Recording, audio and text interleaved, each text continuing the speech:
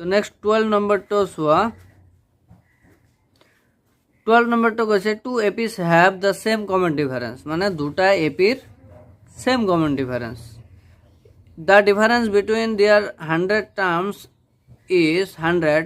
What is the difference between their 1000 terms তার মানে কি কৈছে দুটা এপি আছে AP1 আৰু AP2 তো এইটো D1 আৰু D2 same common difference same তো এটা কি হব তো এটাত কৈছে যে 100 নম্বৰ টাৰ্মসটো 100 এ হয় তেন্তে 1000 নম্বৰ টাৰ্মসটো কিমান হ'ব ওলাব কৈছে তো এটা চোৱা 12 নম্বৰ লিখিম late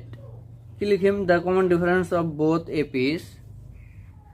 the common difference of both APs is T আচ্ছা তো এতিয়া ফার্স্ট AP তো কি হ'ব first AP is equal to A ডাঙৰ A আৰু সেকেন্ড AP তো ধৰিছো ক্যাপিটাল স্মল a বুজি পাইছা তো এতিয়া কথা হল a n is equal to a plus n minus 1 into d এটা হল আৰু সেকেন্ড এপিত কি হল a n is equal to a plus n minus 1 into d তো এটো ক্যাপিটাল a ধৰিছো এটো স্মল a ধৰিছো তো এটো স্মল a দি লিখিছো এটো ক্যাপিটাল a দি লিখিছো আচ্ছা তো এতিয়া চোৱা ইয়াত কি কৈছে a প্লাস এটো কি কৈছে 100 নম্বৰ টার্মস ন তো 100 minus 1 into d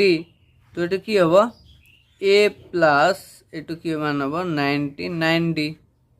তো এটা হল এটা আৰু এটা চোৱা a প্লাস এটো তো 100 হ'ব minus 1 into d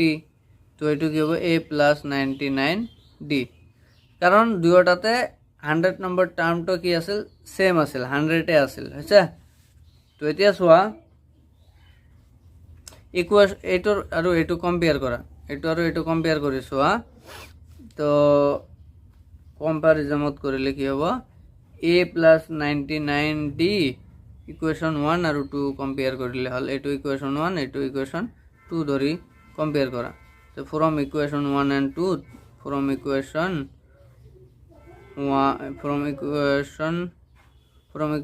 1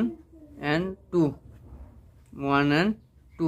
ইয়াৰ পৰা কি পাও এটো ইজ ইকুয়াল টু এটো a plus 99d কারণ কমন ডিফারেন্স সেম যদি তেন্তে ap বৰ সেমে হ'ব হয় না তো ইয়াৰ পৰা চোৱা এটো কৰিলে কি হ'ব 99d ইয়াত প্লাসত এইফালে প্লাসত এটো কাটি যাব তো capital A is equal to small a হৈছে তো এতিয়া কথা হল এই দুটা is equal to 100 নম্বৰ টার্মসত কি হ'ব 100 এ হ'ব হয় না 100 এ হ'ব সেম তো अगेन কি কৰিম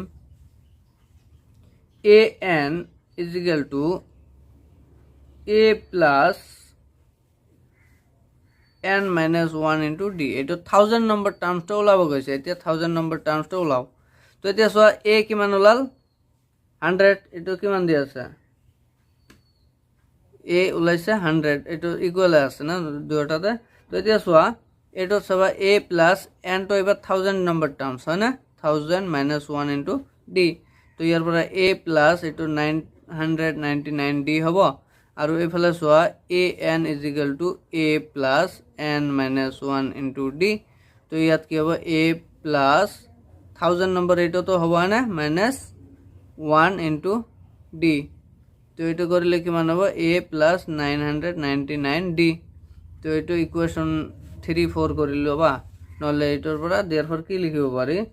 তো a plus 999d is equal to 8 is equal to 8 তো a plus 999 to d তো এটার পৰা কি এটো ক্যান্সেল কৰিব পাৰো তো a is equal to a তো a is equal to a ইয়াত ভ্যালু লাইছে নহয় এটো is equal to এটো কি কিমান আছিল 100 है ना তো এটো কিমান হ'ব 100 হ'ব বুজি পাইছা বুজি পাইছা?